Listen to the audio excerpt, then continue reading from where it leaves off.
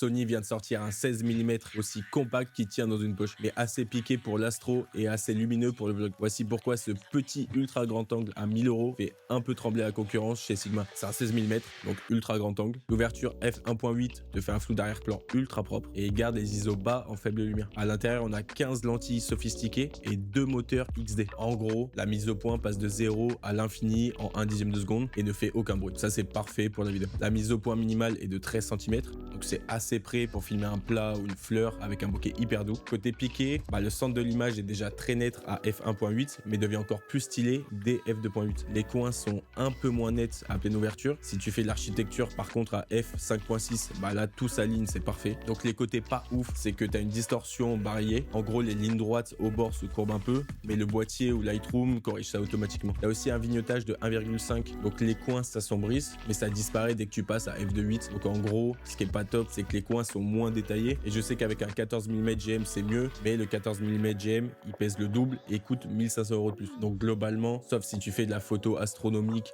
ou des trucs vraiment très pointus, sinon c'est pas grave du tout. Et les points forts, c'est qu'il est super léger, très lumineux, un autofocus quasi instantané. Tu as la possibilité de t'approcher à 13 cm, ce qui est cool pour un grand angle. Tu as une bague d'ouverture qui se verrouille ou se met en clic-clic pour la photo ou en mode fluide pour la vidéo. Et tu as une construction en métal qui est hyper solide et qui résiste à la pluie. Donc ça, c'est quand même vraiment pratique. En résumé, si tu veux un grand angle très lumineux sans te casser le dos ni la tirelire, ce 16 mm f1.8, il apporte 90% des performances haut de gamme pour 40% du poids, quoi. Donc pour les adeptes du grand angle, c'est vraiment un monstre.